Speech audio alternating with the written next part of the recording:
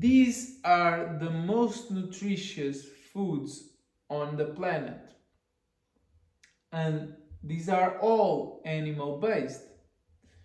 You might have been informed for the past few years that plant based substitutes to animal tissues and animal byproducts are far superior to our health. And actually, the world has transitioned from butter to margarines, from animals to legumes and whole grains, and the base of most people's diet is actually pasta and cereal and bread. So why is everybody losing their health? Maybe it's exactly because of that. And I know that that is the case because last year I tried the whole food plant-based diet.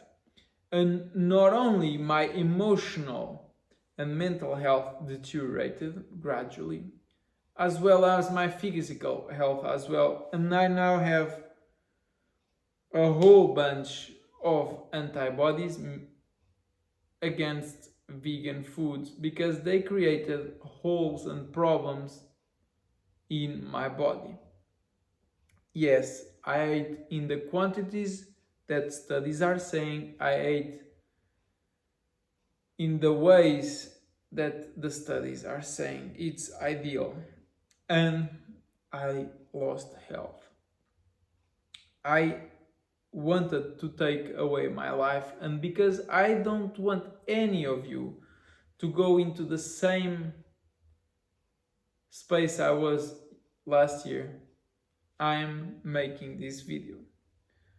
So why am I saying that animal foods are more nutritious than plant foods? It's not just a matter of a little bit more nutritious or a little bit less nutritious. It has to do with health burglary. You see, we'll get to the tier list of which animal foods are great, amazing, and which are not as great. But when it comes to plant foods, they have a very, very, very big disadvantage. So, if you're an herbivore, like a gorilla, you have a huge stomach and you have a digestive system that is adapted to consuming a lot of leaves, you can ferment those and create fatty acids, and then you have a lot of energy and strength and whatnot from those. But our bodies, the human body, is far different than those herbivores. We have a very small, very narrow waist. And that is because our ancestors chose a different path of diet many years ago. So we can only adapt to what we have now. We can't just pretend we are gorillas, because we are not. We are not ruminants, we are human. And human has a special type of body that has evolved to eat certain foods. So when a human eats spinach or kale or bread made from grains or seeds or nuts or any of those beans and lentils and whatnot, or nightshades, you are giving some nutrition to your body. Sure, you can live just off of those, of course, not nutritionally, but you can live for a while at least. But what you have never been told in school is that they also contain nutrient burglars inside of them, what is in medicine called anti-nutrients. Those are officially called lectins, made very popular by Dr. Gundry in his book The Plant Paradox. and more recently in the Gut Check book, oxalates, and phytates. So these weird names are compounds in vegetables and plant tissues and plant parts that are there for specific purpose. You see, whoever created or whatever made this planet be whatever it is, made plants with a mechanism to defend themselves since they cannot run away or physically deter you from eating their tissues. Sure, they give you a fruit and they even make it easy for you to pull it. And if you don't pull it, they actually drop them to the floor because they want you to have that fruit once it's ripe. Even flowers drop to the floor once it's the time of that to happen. Even some plants drop their leaves. But that is the plant's decision. But a plant is a being. It needs nutrition. It needs to catch the sun. It needs to catch nutrition from the soil. And if you eat their leaves, it can't get the sun. If you eat their roots, it can't get the soil. If you eat their tubers, when the weather is not as great, they cannot survive during those less abundant times. And those leaves that we are eating as cabbage or lettuce or whatever is an essential part, is like a limb of that plant. Those roots that we have transformed into what we call carrots, they need that to survive. So the carrot is not the plant. The plant is what's above, it's the greens. That orange part is actually just the root.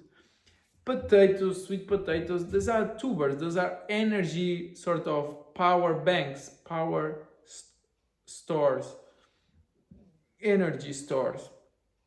And thus, they are essential for the plant's survival. Seeds, like grains, are what allows the plant to pass on generations, to pass its species. And thus, this is perfectly made. From a plant, you should only be eating the fruits, maybe the flowers. You should not be robbing the plant, and it has built-in compounds to deter you from that. And the baby or a dog or whatever will bite it, will see it's bitter and will stop. But because we are too rational and because we trust more studies than our gut, we trust more numbers and written words than personal evidence, we are eating stuff that is not adapted to our bodies. For example, a goat has some enzymes, some whatever compounds that allows it to break down the tannins in food, which has a fourth anti-nutrient. We do not have that.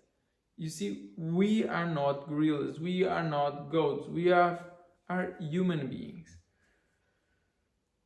Plant foods, if you compare them side by side and you very greatly remove anything that is not to your advantage, to your narrative, you can put beans and meat and you see, oh, beans are basically the same nutrition as meat. First of all, beans, anybody knows, give you bloating, decrease your ability to digest food well, and they create inflammation in the body. Like, who the hell wants to eat them unless for pleasure, for the taste? They are not nutritious.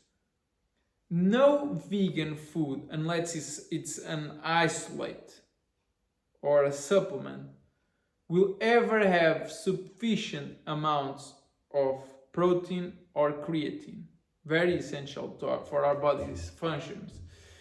You can live with smaller amounts of those, but you will never be able to thrive. And so if you have beans, oh, but it's as much grams of protein as beef, but it's very purely absorbed. You might have heard there is a documentary about vitamins, and they say that 1 carrot a day is enough for you to get your daily need for a special vitamin. But that's not true, because the absorbability is very, very pure with our human body. And thus you actually need a bunch of carrots to get that amount of that vitamin. Secondly, which doesn't happen in this realm, it's pure, bioavailable, 100% absorbable nutrients. These animals have compounds such as B12 in proper amounts. Like, if vegan is so good, why do you need a supplement? If it's natural, if it's the way to go, why do you need it? Why does it have so little creatine that vegan athletes supplement with not only it, but taurine, carnosine, creatine, carnitine, glutamine, choline, etc., etc., etc. These are compounds only found in animal foods, but that vegan athletes are supplementing. So, isn't it weird? And actually, it doesn't make sense. Something doesn't add up. If it's vegan is the best nutrition, why are vegan athletes supplementing with animal compounds? If it's so ideal to your digestion and to your system, why are they cooking food till death? Why are they taking so many isolates and supplements? Because bioavailability is not great, absorbability is not great, digestion is not great. But let's go to the Hall of Fame. Finally. And please know, these are ranked from greatest to least great.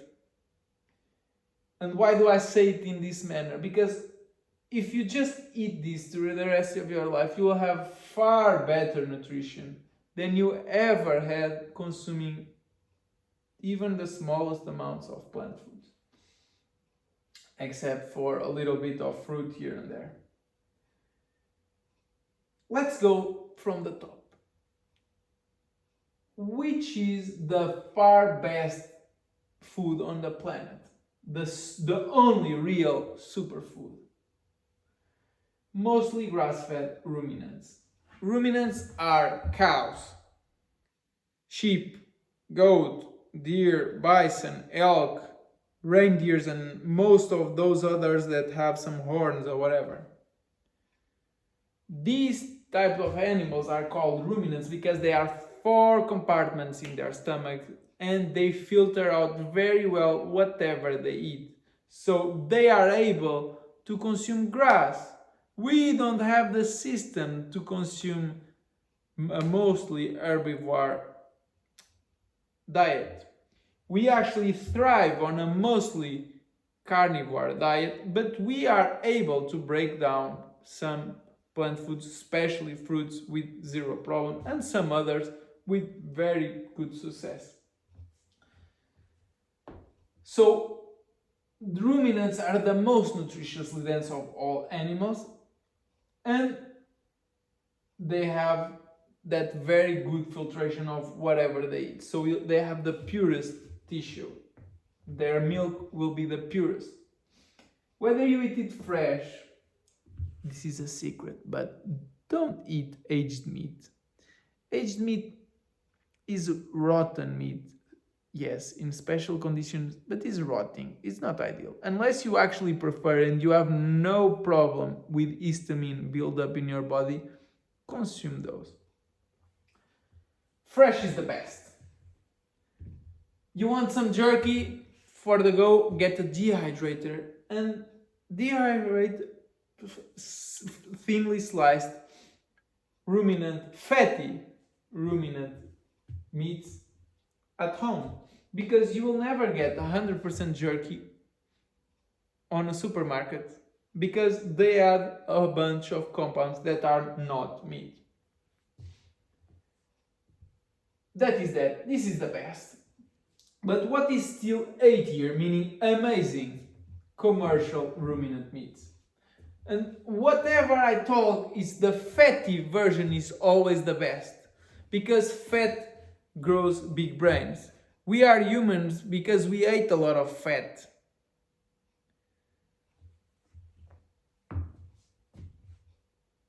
Amazing commercial. Why do I call it amazing? Because ruminants filter out very well whatever they eat. Even if you need to go to fast food, if you're traveling, you're going by plane or train or whatever, you can eat commercial and you'll have 99% the nutrition of mostly grass-fed ruminants. Is it super? It's not super, but it is amazing. Next, wild, ideally, or properly fed pork and ostrich. So, pork can be fatty, ostrich can be fatty, even some fish can be fatty. Fresh or 100% bacon is really good, but why B tier? Because the fatty acid profile of pork and ostrich and even poultry is not as ideal as ruminant meat. So you can and should base your diet on ruminants, and only eat pork and birds and fish on occasion or every day, but in smaller quantities.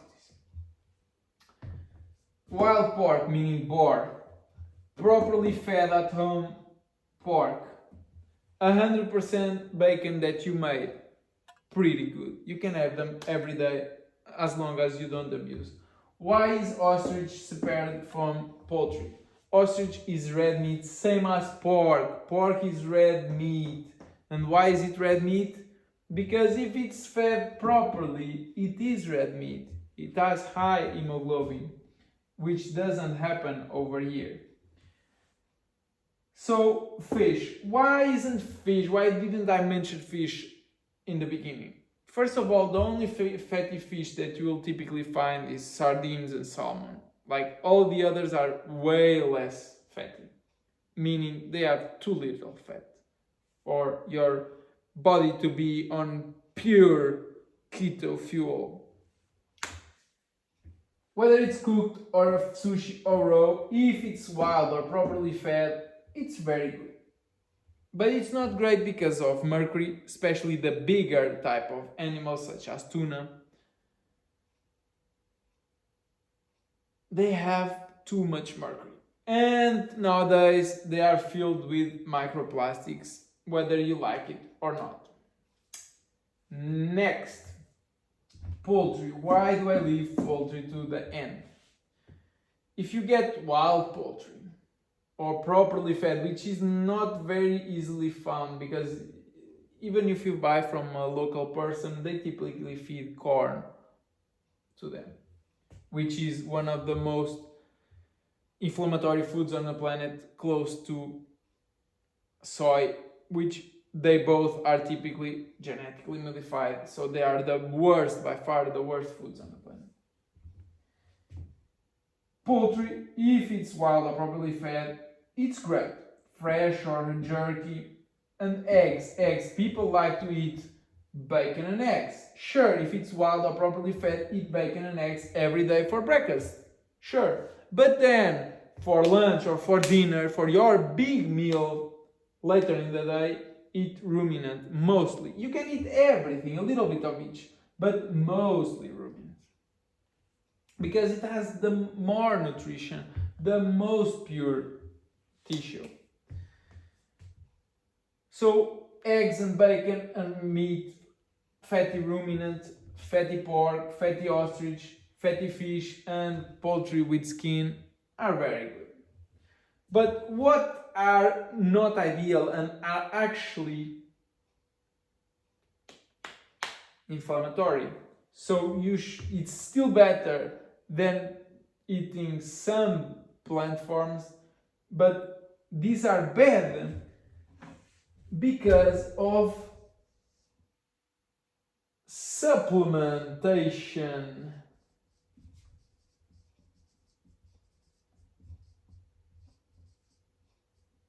And GMO corn and soy.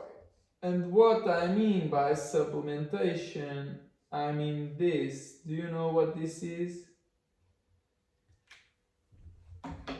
Do you know what this is? These are stuff or even like pills that they give to these animals. So animals are perfect, but once you add GMO plant foods to them, or you supplement them with pharmaceuticals, they become inflammatory. Sure, because you are eating this. I say that commercial ruminants are still amazing because they filter out pretty good, not perfectly, this. That's why they're still the S tier for mostly grass-fed. So why do I leave this and talk about this? Because it's important for you to know that eating improperly fed or commercial poultry or pork or ostrich or fish, meaning the aquaculture fish, it's a terrible idea. If you do it once in a while or a little bit a day, it's perfectly okay. But it's not a good idea to do it every day in bigger amounts because of this.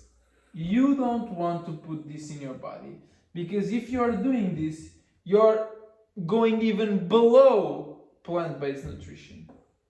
So, in summary, for those too long didn't read viewers, we just go to the end of the video and don't enjoy context. Eat mostly fatty ruminant meats. What means fatty? Fatty means at least 10% in terms of volume, in terms of weight of what you're seeing, like for example a ribeye. 10% is fat. The rest is muscle meat. So 10 to like 40%. For example, a lion has 15% to 30% fat by volume in their diet. If you go much above like 40, you won't get enough protein. If you go below 10, you won't get enough fat to be on the amazing keto fuel. Especially when transitioning to a keto or carnivore or any form of ketogenic diet, go for more fat in the beginning. Your body will actually crave it, and later you can add a little bit less, but especially women will need more than 10%, meaning more fat than what is in a ribeye, especially during their cycles and whenever hormones need to stabilize. If you're doing muscle work, if you're going to the gym, if you're putting on muscle, go for a higher fat percentage. Mostly fatty ruminant meats. You can eat every day in not huge quantities, bacon and eggs. You can have some poultry. You can do the ostrich. These are 3 red meats. You can do the fish. These you can eat every day. Every single day. More, a little bit less. You can live off just this. This is called the lion's diet. Lions. This is the most healing of all. So the more you eat this, the best well-being and healing and repair you'll get to your body. But you can and should enjoy yourself and have the pleasure of life eating a little bit or a bigger bit of this every single day. But make sure you leave this alone for the vast majority. But remember, it's still better to eat a little bit of this every day than to eat a little bit of the high lectin, oxalate, phytate, tannins, FODMAP, vegan foods out there. And especially never touch those seed oils. It's far better. I would rather eat commercial poultry, probably the worst food on this list. I'd rather eat commercial poultry and eggs. Yeah, commercial eggs are as bad as commercial poultry because this goes to the eggs as well. I'd rather eat, that's why I became egg intolerant. That's why I am intolerant to sea bass. I ate aquaculture sea bass. That's why I get symptoms when I eat improperly fed commercial pork or bacon. So make sure you get out of this the corn and soy and the supplementation based, the ones who are of a bad fatty acid profile, the ones which are these jerkies or whatnot that are filled with additives and whatnot, such as seed oils, the most inflammatory food on the planet. And just to terminate, I would like to just have a brief mention about dairy. All animals consume dairy only when they're kids, when they're growing. And unless you want to rob those little calves from their nutrition, I would advise to only consume smaller amounts of dairy.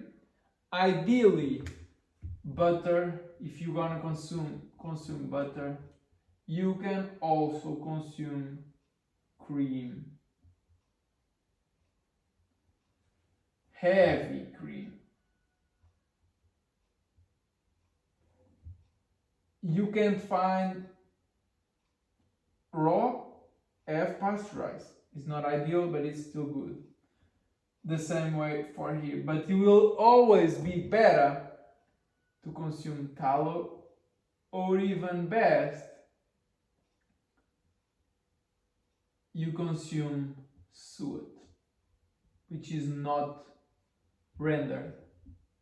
This is the best fat on the planet. This is the best muscle meat on the planet because suet is made from here. Enjoy your life. Nurture yourself properly. I want you to feel great. I want you to feel happy. I want you to feel satisfied and grateful for your life, for being here. I hope you took great inspiration from this video. Please, if you wish, leave a comment, share your opinion, have a question, whatever. If you know somebody who will benefit from this video, I know it's long, but I will add chapters later, so it's quicker to get back to it. But this is probably the most important information in the world. More than inner work, personal development courses, this will have a bigger impact than any psychiatry or psychology work you might do. Why? Because I've done those, and even though they help, only this fixed. Thank you so much for watching. Subscribe if you want to check more content like this, tools for life. And thank you so much.